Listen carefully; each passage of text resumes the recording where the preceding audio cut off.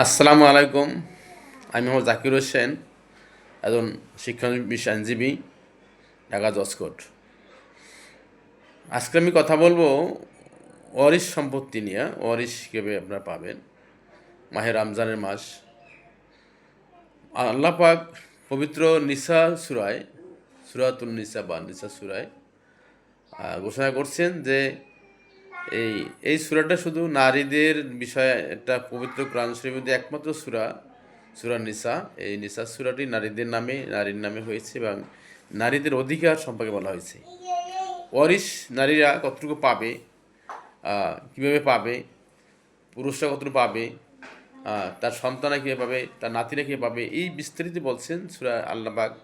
এই বিস্তারিত বলে দিয়েছেন সূরা নিসা সূরায় নারীদের অধিকারে এবং তাদের ওয়ারিশ সম্পদ বিষয়ে। যে কোনো বড় মুফতি সাহেবেরা, এই মাওলানারা এই বিষয়ে ফরাজ দিয়ে থাকেন। ফরাজের মধ্যে তারা এই কোরআনের ব্যাখ্যা অনুসারে ফরাজ দিয়ে থাকেন। আর আমাদের আইন নির্দেশিত ওই নিয়মটাই মুসলিম আইনে বলবৎ আছে যে ওয়ারিশ যদি কেউ মারা যায়, তার জন্য তার সম্পত্তি যতটুকু আছে সেটা তারা পাবে।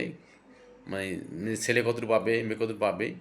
এটা নিতে হলে যিনি মারা যাবেন তার মৃত্যু ব্যক্তির সেই মৃত্যু সনদ লাগবে, লাগবে তার voter ID card, national ID card লাগবে, তার পরিবারের সদস্যদের পরিচয়পত্র লাগবে, তাদের ছবি।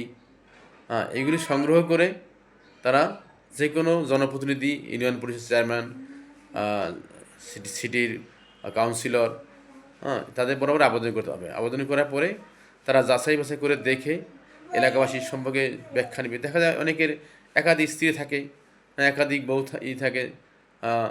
দেখা যায় এক মা এক, বাবা দুই, বা দুই বাবা মা এক, এরকম থাকতে পারে।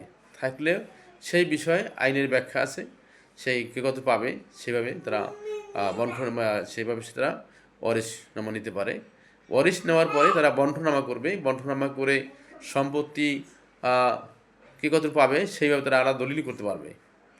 হ্যাঁ, আর যদি কেউ ওয়ারিশ থেকে বঞ্চিত করে সেইটা মামলা করা যাবে, ওয়ারিশ বঞ্চিত মামলা। সেই মামলা করেও তারা এই সম্পত্তি পুনরুদ্ধার করতে পারবে। অনেকে দেখা যায় যে কাউকে সম্পত্তি তার হক নষ্ট করে দিয়ে থাকে, ওয়ারিশ নামার নাম বাদ দিয়ে দেয়।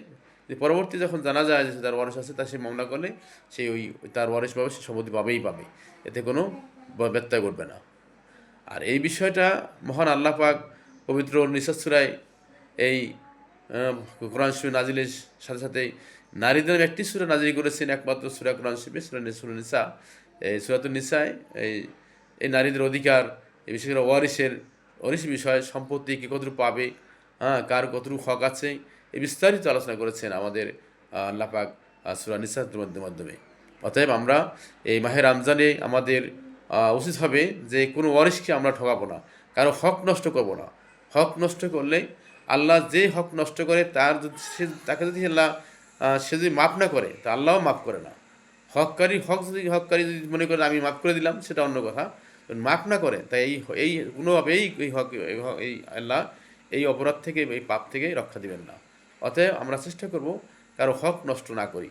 অনেকে দেখা যায় দুনিয়ায় বাসে কয়দিন, বাসার মধ্যে সম্পত্তির জন্য লোভ লালসা করে, হক নষ্ট করে। বাইক থাকলে বাইকে পাগল বানায় ছেড়ে দেয়, যে পাগল হয়ে গেছে। পাগলখান থেকে সনদ নিয়ে আসে যে আমার ভাই পাগল।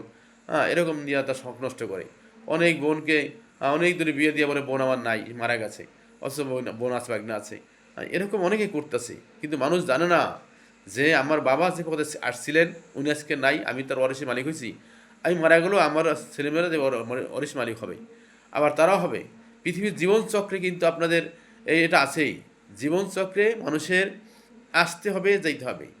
আমার একজনের যখন মানুষ কিন্তু আসে, দুনিয়াতে মানুষ আসে কীভাবে আসে? আসে উলঙ্গ অবস্থা আসে, আবার মারা যায়ও উলঙ্গ অবস্থায় মারা যায়। মানুষ কিন্তু আসে বোকা হিসেবে আসে, আবার মারাও যায় বোকা হিসেবে। এখন মানুষ কিন্তু দুনিয়াতে খালি হাত আসে, খালি হাত চলে যায়, কিছুই যেতে পারে না সাথে। অতএব আমাদের উচিত হবে এইটা মাথায় রাখা এবং প্রতিদিন মৃত্যুকে স্মরণ করতে হবে। যে আমি মারা গেলে কবরস্থানে বারবার যেতে হবে। যে কবরস্থানে গেলে দেখা যাবে যে এখানে আমার বাবা ছিল, মা ছিল, আমার অনেক বড় লোক ছিল, কুটিপতি শিল্প ছিল, মন্ত্রী ছিল, এই কবরস্থান তারা আছে। তা আমার তা আসতে হবে। বারবার যদি কবরস্থান যাওয়া হয় তা মানুষের মৃত্যুটা স্মরণ হবে। আর মৃত্যু স্মরণ হলে একটু হলেও তো সে চিন্তা করবে যে আমাকে মরতে হবে, আমি কেন মানুষের হক ঠকাবো। দুদিনের দুনিয়া। অতএব এই মাহে রমজানের শিক্ষা, এই সংযম মাস, এখানে শিক্ষা নেওয়া উচিত যে আমরা আল্লাহ কেন সংযম করতেছি।